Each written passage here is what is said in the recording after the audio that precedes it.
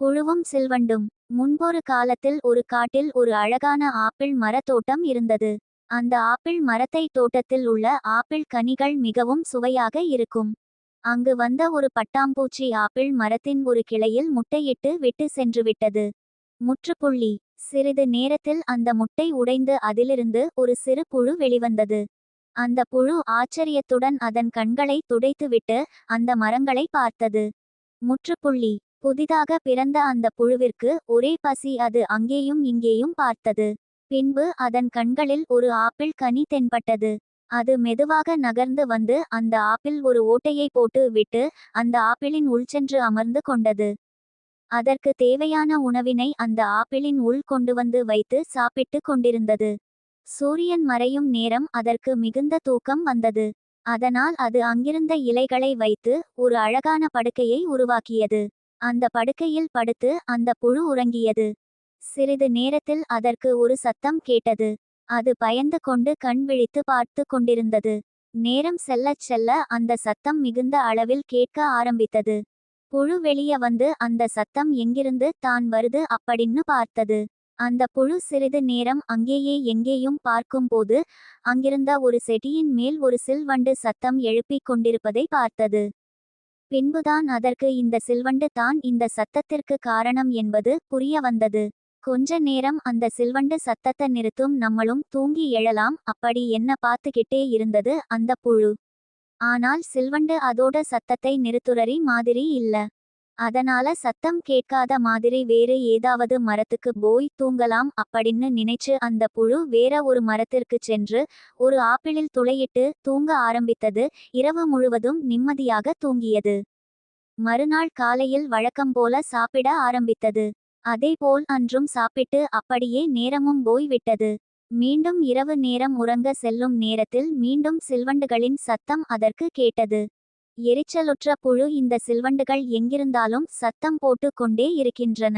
இதற்கு நாம் தான் ஏதாவது ஒரு முடிவு கட்ட வேண்டும் என்று எண்ணியது. அந்த புழு அதன் ஆப்பிள் வீட்டை விட்டு வெளியே வந்து மற்ற புழுக்களிடம் கலந்தாலோசித்து எல்லா புழுக்களும் சேர்ந்து ஒரு திட்டம் தீட்டி இலைகளை பறிக்க ஆரம்பிச்சாங்க. அங்கிருந்து ஆளுக்கு ஒவ்வொரு இலைகளை பறித்து அதை சுருட்டி விசில் போல உருவாக்கினாங்க. விசிலை உருவாக்கி விட்டு பின்பு அதை வைத்து ஊத ஆரம்பித்தார்கள். அந்த சத்தத்தை கேட்ட சில்வண்டுகள் அனைத்தும் அவர்கள் சத்தம் போடுவதை நிறுத்திவிட்டு பார்த்தன. பின்பு அந்த புழு மற்ற புழுக்களிடம், பார்த்தீர்களா, இந்த சில்வண்டுகள் அவர்களது சத்தத்தை நிறுத்தி விட்டனர்.